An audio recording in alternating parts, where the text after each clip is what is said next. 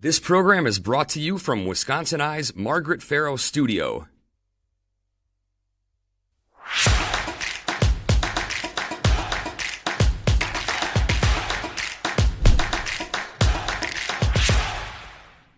Hello and welcome to Newsmakers. I'm your host, Lisa Pugh.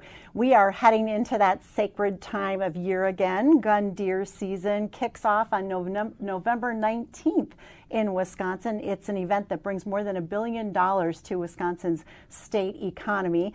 Last year, deer harvest numbers were down. We know that chronic wasting disease remains prevalent in the state. Today, we are talking with DNR deer specialist Jeff Pritzl, who's going to preview the 2022 season with us. Yeah, good to be here. Welcome. Yeah. So we're still 3 weeks out from the kickoff of gun deer season, a little bit less than 3 weeks out today. What's new? What can we expect that's going to be a little different this year? Well, the good news is not a lot. People like consistency and don't like surprises and having to adjust to different things. And so we've had a couple of years of pretty stable regulations and frameworks and even expectations going into the season. It's interesting, the deer harvest, especially during the gun season, has over the last decade kind of disconnected a little bit from the population trends of the deer going up and down. So the standard expectation is, well, is the deer population up or down, which means is the harvest going to be up or down? And they're not as tied as close as they used to be. And that's connected to the cultural changes we've seen over time. But for the few changes that do happen annually is on a county-by-county basis, which most of our deer management units are set up now. The restriction on baiting and feeding can change year to year. And it did change this year. There's only a few counties that are open to baiting and feeding, and it was at 14, and that recently grew to 17 when 3 counties in the northwest part of the state, because of the way the state law is set up, there's a expiration of time that if a positive CWD animal is not found, then the baiting ban is lifted. And so that happened for 3 counties this year in the northwest. Well, let's just talk a little bit about that before you talk about other changes. Sure. Why are those baiting and feeding, that prohibition, why is that important? Well, it's one tool in the toolbox of trying to mitigate and slow the spread of chronic wasting disease. And there's been a fair amount of research that has gone into baiting and feeding simply concentrates animals in a small, close environment in a repeated fashion. And so we know the disease can transmit from animal to animal directly or to animals that visit the same spot by the exchange of saliva or picking something like that up. And so a baiting site or a feeding site gets replenished with new food after it's been taken. And so that just amplifies the number of times that individuals will come to that spot. And so it's one way. Again, it's not going to stop it, but it slows the chance of the disease moving from one animal to another. So with that baiting and feeding ban currently in 55 counties, you mentioned that a few counties that had been lifted, are hunters generally supportive of those bans, or does it make some things difficult, or do you hear some concerns about it? It's one of those, really depends on the situation. And like so many things in life now, you kind of draw a line right down the middle, and you've got half the camp, would like to see a baiting ban just be in place for the state, period, and be done with it. And the others recognize that there is some value to it. And it really comes down to the fact of where our deer hunters are hunting is the full spectrum of really good spots, like the prime locations. And a lot of people, just because of the enthusiasm of the event in the state, people are trying to deer hunt where they have access to. And it may not be the greatest spot, but they can maybe up their odds a little bit by if they're able to bait the put deer. some food. Yeah, and so if you're in a position where it's not the greatest spot, then you see the chance to put some bait down as improving your chances. Another interesting thing that happens, though, is where people can bait, it almost becomes an issue of, well, my neighbor's baiting, so I need to bait to compete with my neighbor. And so you'll hear some people say, I wouldn't bait, but I kind of have to because otherwise the deer are going to go next other door. Folks in the neighborhood are. Right. Sure. So it's this collective effect. So what are some of the other things that are different this year? I know you had shared the holiday hunt dates, right? Yeah, so it doesn't affect the 9-day gun deer season, but of course when that's done, we have several other gun seasons that continue, one of which in the farmland zones of the state, which is about 2/3 of the state. The county has the option to have an antlerless only deer season between starting on Christmas Eve and going through New Year's. And that's been going on in one form or another for a decade in the state. And it's become culturally for some families, hey, they're gathered anyhow for the holidays. It's a great time to go out again if maybe they didn't have a great time during the 9-day season or still have room in the freezer. Maybe they weren't having a good holiday conversation with their family. Sure, let's go deer hunting. But so the number of counties that have opted to, that's an annual thing, they can choose to participate or not. And it has slowly grown over the last couple of years where, this year there's more counties. And so there's a few counties that decide, we're going to take a year off. And so there's a little bit of flux there. Again, and so if you're in a farmland zone deer management unit, you need to check annually to find out if you might have a second shot then. If that county, literally. We're up to 30 some odd counties, now that participate. And I forget the exact number because it does change by a few every year, but It's been slowly growing over time. Let's talk a little bit more about chronic wasting disease. We're going to show a map from the DNR about where that is. It's apparently endemic still or consistently present to southern Wisconsin. Highest number of known cases discovered last year in Dane, Iowa, Richland, and Sauk counties. 60 of Wisconsin's 72 counties are CWD affected. CWD, for folks who don't know, first detected about 20 years ago after the 2001 deer season. Last year, I noted 1,327 deer, 1,327 deer were found positive for CWD, lower than last year, but still higher than 3 years ago. How is the state doing in its battle against chronic wasting disease? Sure. Well, the disease, think of the word chronic. It's there. It's not going away. How it plays out in the future really is the question. And our looking back at the past, over the past 20 years, this endemic area of the counties you just mentioned, if we look at the leading edge, there is a degree of spread where we're seeing new counties on the edge of that start to be added to what we would consider the known endemic area. And then you have this kind of scatter plot of other situations where we can find a positive animal, and that may be one of two ways. It may be in a captive cervid farm, which so that again could be more scattered in the state. And we do occasionally find a scattering of an occurrence in the wild as well. And how, because that happens, it's one of the things we also try to guide hunters toward, or behaviors to minimize that, and that is to not be moving deer carcasses, especially from an area where we know we have CWD to an area that we don't or haven't found it, because there's always the incidental chance that it could be introduced to in an area if that carcass isn't properly taken care of. So hunters really have a role in reducing the spread. Oh yeah, absolutely. And one of the things that's really picked up over the past 3-4 years is the presence of dumpsters out on the landscape. And we have on our website, locations of where these dumpsters are. And so that, because it's kind of a typical practice, 2/3 of our hunters, process their own deer. And so then once you've done removing the meat, what do you do with the rest of it? I mean, and you may or may not know at that time if it's an infected deer. Right. Because certainly less than, we're not testing a majority of the deer. And so, but the practice is, it either goes into the waste stream and ends up in a landfill, which now in the presence of CWD is the preferred path for it to go. Into a landfill that's engineered to contain all kinds of potential contaminants. But standard practice used to be, well, I'm going to recycle the rest of this deer back into nature and let the scavengers eat it and that type of a thing, which is a noble practice if you're not dealing with the potential risk of putting CWD in an area where it wasn't before. So now it's important for a deer to carefully handle the carcass regardless if they're in that endemic area, really be across the state? Right. And so we recognize it, and the closer you get to counties that we know the disease is present, and this dumpster program has really got a grassroots essence to it, where local organizations are partnering with the department to make sure these dumpsters are out on the landscape, and that's been embraced and utilized and continues to grow, which is a good thing.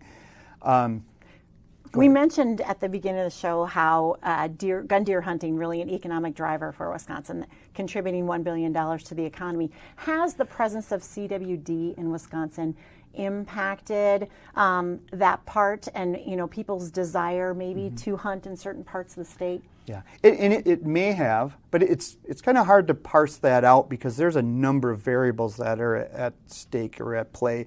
When CWD was first announced in the state. We certainly saw a measurable drop in participation that next year as people kind of took a step back and wondered. And even if that's only 5%, that's a lot of people when you're talking about over 500,000 deer hunters. About half of those people that stepped back that initial year came back in, and so we've had this slow drop in total participation in deer hunting. But we've known that was going to happen with or without CWD. So how much CWD plays a role in that, hard to say. One thing I think did happen last year, and you mentioned that our harvest was down in 2021. Most of that decline was in the antlerless harvest portion of the population. So our buck harvest, which is kind of the first, everyone's open to fill their buck tag, right? That was pretty steady last year. It was the drop in antlerless harvest last year. Let's look at the trends from last year. I'm just going to show them on the screen, and then you can talk about the changes. I know that you said last fall it was too early to know exactly why that overall harvest was down, that certain management zones did see a significant reduction, specifically that southern farmland management zone saw deer hunters take 17% fewer deer. Is that also an area that has a high CWD presence? Right. So we were wondering if, because the biggest drop in the antlerless harvest occurred where CWD is the most prevalent. So the question then was that the driver? It turns out, hopefully, that maybe not. So far, our preliminary numbers this year with our archery harvests and crossbow harvest that's coming in shows that it's kind of recovered or returned back to what we call more normal. So there maybe was something else going on last year that might have been more related to COVID and the behaviors associated with that. We actually had a pretty good bump in harvest in 2020, and so that drop last year might have been a correction to what happened in 2020. And so that's just what's interesting. Year to year, there's all these different variables that can be at play with influencing the harvest and then how we interpret what happened. You talked about trying to regulate or contain CWD, and then you have the baiting and feeding prohibition, all of those sort of regulatory functions that DNR needs to do. How does DNR balance that with the desire to, keep hunters engaged and to recognize the significant contribution to the economy? It must be a balance. Sure, because where the balance is how much do you accomplish through regulation and mandatory practices to the degree where that might actually suppress participation, because let's face it, folks don't really like to be mandated or told what to do. And so the other approach of making it available, using outreach to say, here's why it's in your best interest, and we would really appreciate your participation.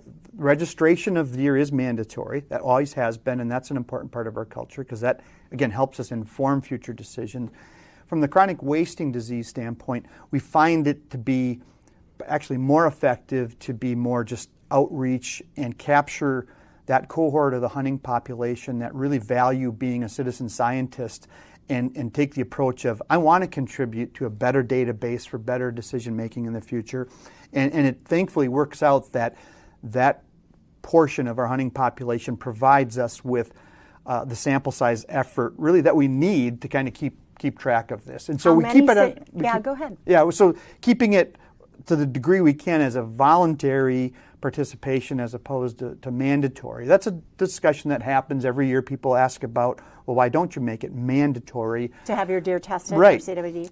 Yeah, our past historical experiences, you can generate as much resistance and pushback as you can cooperation, when you do that. And so that's, that balance, just as you talked about, is so far we've found doing it in a more voluntary way is what's working out for us. How many CWD samples would you like? Do you have a goal for this year? It's been pretty close to, just as a round number, about 20,000. We tend to land around 18 or 19,000.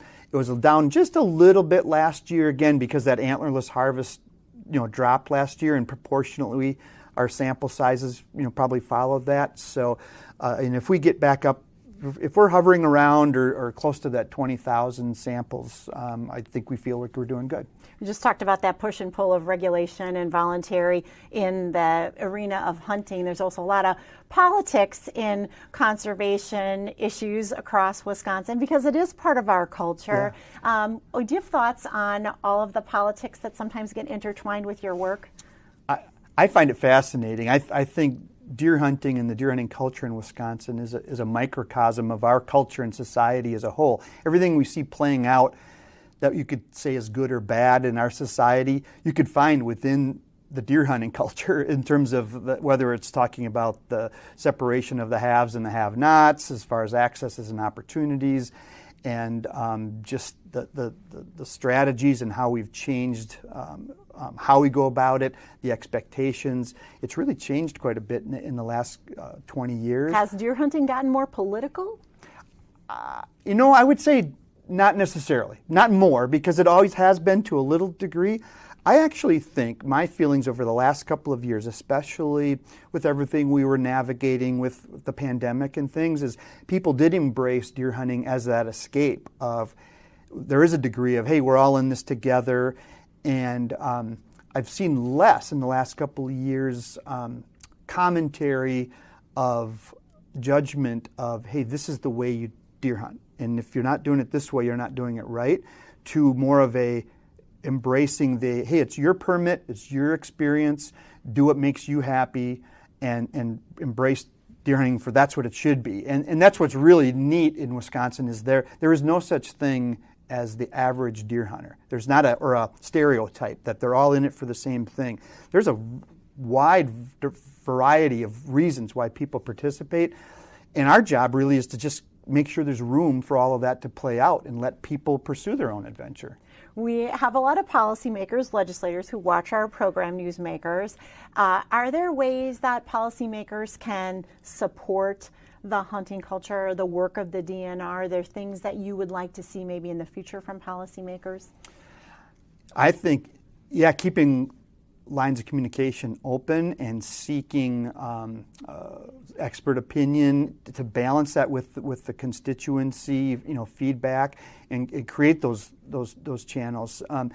Just like, again, in a lot of other things, we have over 500,000 deer hunters in the state, with on both ends of the spectrum, relatively small representatives that are either really, really engaged and plugged into the feedback systems and the public input processes, but you've got this 90% silent group that are probably in the, I just like going deer hunting. You tell me when and where and what I can do and can't do, and I'm there.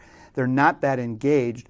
And so the trick is always, how do you balance the feedback you're getting from that really avid group that wants to be engaged, and does it or doesn't it represent what the group that's just out there? Because if you separate too far away and you start losing people silently and you're not aware of it because you're listening, you're catering to a certain interest group, you that could be the outcome. And so to me, the simple reality is recognizing that there is no stereotypical single deer hunter value, and to treat it as if that's the case is at the risk of alienating a whole bunch of other people. Well, speaking of a political issue, wolves are quite political in Wisconsin, and there's debate about the wolf hunt, what's the appropriate population for wolves, and how much damage do they do across the state.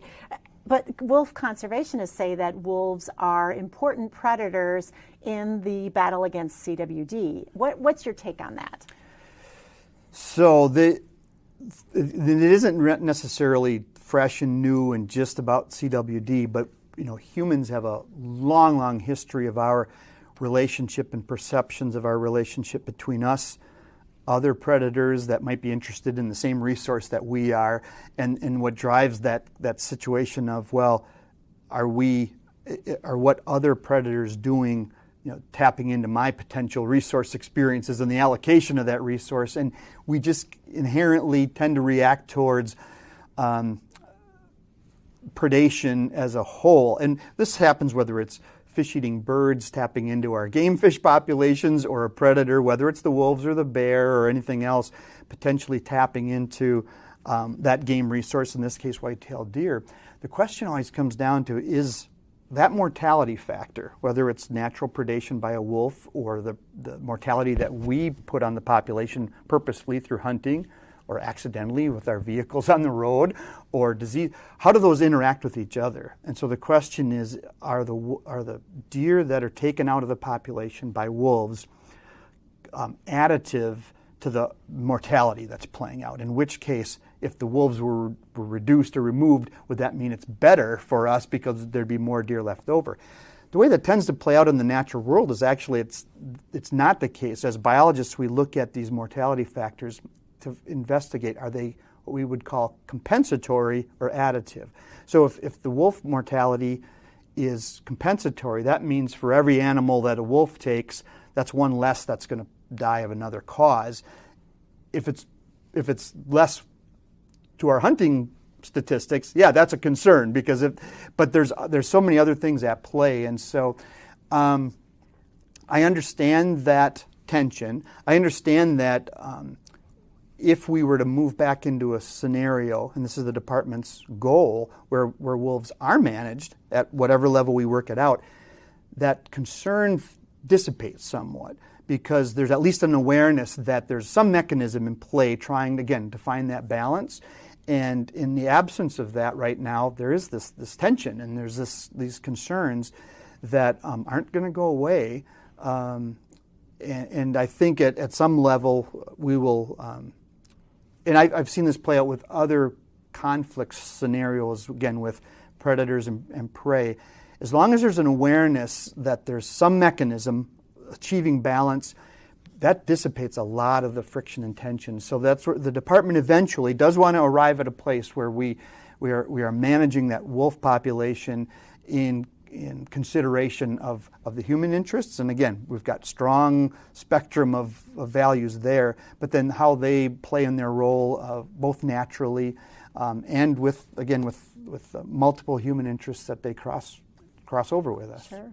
Well, earlier this October, it was the deer hunting season for hunters with disabilities. And there's been some discussion about potential change in that hunt, or hunters with disabilities asking for some of the removal of red tape. What's maybe under consideration in terms of changes in that season? Sure. We've taken a look at that this year because that hunt now is about 30 years old. And it's growing, right? Yeah, well, it is a little bit, but we'd like to create a scenario where it does grow even more. We think there's room for growth. And when we look at the administrative codes, that are in place right now that were devised 30 years ago, they were under a time and place that were different in terms of the administration, everything from all the application process being through the mail as opposed to electronically. There's some things we can make, some changes to make it easier for the sponsors to hopefully engage and encourage more people to sponsor. Because one of the issues we see right now is for the hunt to take place, it requires landowners or groups of landowners in an organized fashion to put their properties up and sponsor them. And there are certainly places within the state where we are underserving that constituency, where we just don't have any sponsors. If you're a hunter with a disability, there's not an area near you. Right, exactly. And so by easing the application process and some of the administrative things, hopefully we'll get more sponsors. And even further down the road, looking for ways to make it easier for people to participate where they're at without having to travel, I think is a possibility. Does that cause me a change in regulation then? Yeah, because the way it's set up right now is to somewhat manage the administration of it, is that there are sideboards or minimums as terms of the size of the property and the number of hunters. And the thing we have to investigate and look at right now is, could we loosen that up a little bit? The hinge point on it is right now, because of the way it's set up, we do not require everyone in the state that's hunting during that time period to wear blaze orange or blaze pink, as the case is. The general presumption in Wisconsin is if there's a firearm deer season in place, all hunters, with an exception to waterfowl hunters because the way they go about doing their business requires them to stay in blaze orange, but that all other hunters must wear blaze orange, and that includes bow and crossbow hunters, which is a real avid group, that's in October. And so that's where the if we don't have to require everyone else to wear blaze orange, these disabled access hunt events they're very site specific, and so that gets around that. At a certain level, if we allow more people to participate, we have to have that discussion of, is it time now that everyone has to wear blaze orange, and to what degree will there be social support for that? We do have, at the same time, at a smaller window, we have a youth firearm deer season. That one is statewide, and because of that, blaze orange is required. So right now, everyone is pretty much conditioned to the reality that for that weekend, everyone has to wear blaze orange. But the disabled hunt is 9 days in length. Whether or not people would support an expansion of blaze orange requirements to accommodate that group, that we got to work that out. And More to come. Yeah. Huh? Each year, DNR surveys hunters after the hunt on their experiences. How does DNR use that information, and why is that important? Well, we do it in a couple of different ways, but it is mostly to establish trends so that we can see changes over time. Yeah, what are the big changes? Well, the big change is a shift from exclusively participating in the 9-day gun season. That's always been the big event. We talked about at the beginning of the show. Well over 500,000 people, almost 600,000 will be participating in that.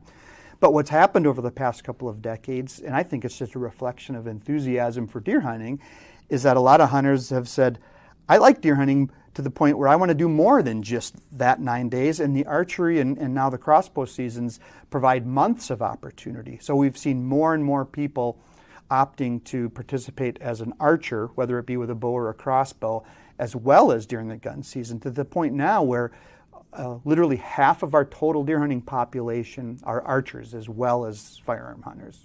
Interesting. Let's remind people as we get close to the end of the show what some of the important dates are. The gun deer hunt, as we said, runs November 19th through the 27th. The statewide antlerless hunt is December 8th through the 11th. Then the antlerless only holiday hunt happens December 24th, Christmas Eve through January 1st.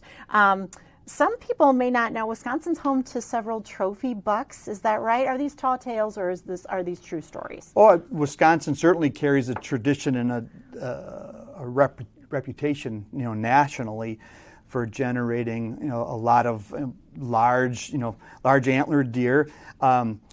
Whether that is, I mentioned earlier, hunters have a lot of values in certain things. Some of them, that's their primary thing. They would really like to see. I'm going to get the big buck. I want to get the big buck, and that's not everybody. But everybody, there's nobody that doesn't get the thrill and the excitement of the rare sighting and/or somebody getting an exceptional animal. And we have in Wisconsin, just because of our landscape and the layout of agriculture mixed in with forests. And hunters actually, another trend that's changed over the last couple of decades is hunters have become, especially with buck hunting, a little more selective. Some of them anyhow, that they're not going to take the first buck they see. They're going to wait for a bigger one, and that means that there's a few more older age class bucks on the landscape. But certain parts of our state have national reputation because they have the perfect mix of habitat types and hunter strategies, and the soil types that just promote, larger than average antler growth. And so, this is a great place. Great place. Yeah. What are your final tips for hunters this year on having a successful hunt? Well, I think success, again, is really in the eye of the beholder, and it's about pursuing memories and stories. So that may or may not involve having successfully put a tag on a deer or filling a permit, so to speak.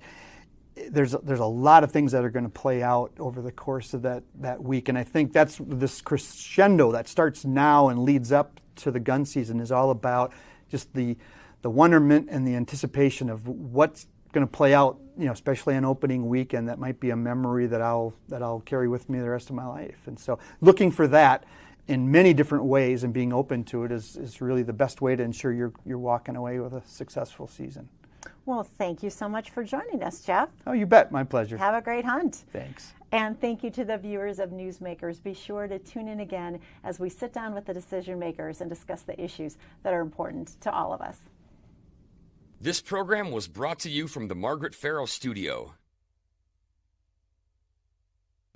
This program is a production of WisconsinEye, an independent, nonpartisan, nonprofit media network with a mission to inform, educate, and engage the citizens of Wisconsin.